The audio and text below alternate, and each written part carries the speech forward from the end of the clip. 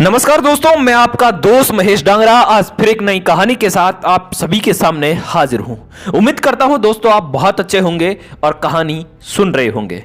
काफी समय पहले की बात है, प्रतापगढ़ नाम का एक राज्य था। वहां का राजा बहुत अच्छा था, मगर राजा को एक सुख नहीं था, वह यह कि उसके कोई भी संतान नहीं थी और वह चाहता था कि अब वह राज्य के अंदर किसी योग्य बच्चे को गोद ले ताकि वह उसका उत्तराधिकारी बन सके और आगे की बागडोर को सुचारू रूप से चला सके। और इसी को देखते हुए राजा ने राज्य में घोषणा करवा दी कि सभी बच्चे राजमहल में एकत्रित हो जाएं।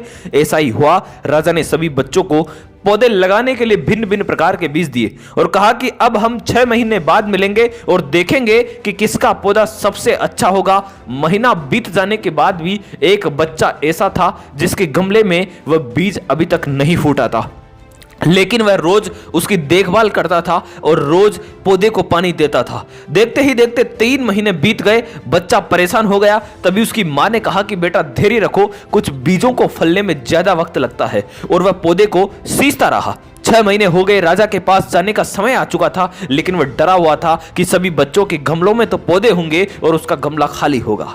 लेकिन वो बच्चा ईमानदार था और सारे बच्चे राजमहल में आ चुके थे।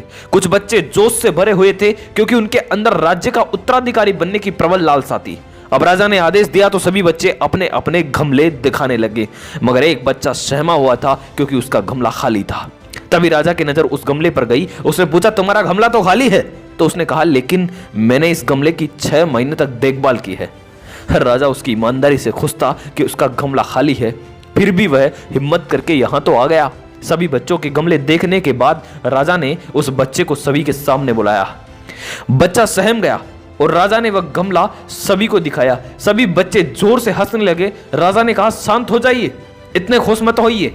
आप सभी के पास जो पौधे हैं वो सब बंजर हैं। आप चाहे कितनी भी मेहनत कर लें उनसे कुछ नहीं निकलेगा, लेकिन असली बीज यही था। राजा उसकी ईमानदारी से बेहद खुश हुआ और उस बच्चे को राज्य का उत्तराधिकारी बना दिया गया। लेकिन हमें इस कहानी से क्या सीखने को मिला? मेरे हिसाब से कि अपने अंदर ईमानदारी का होना बहुत जरूरी है।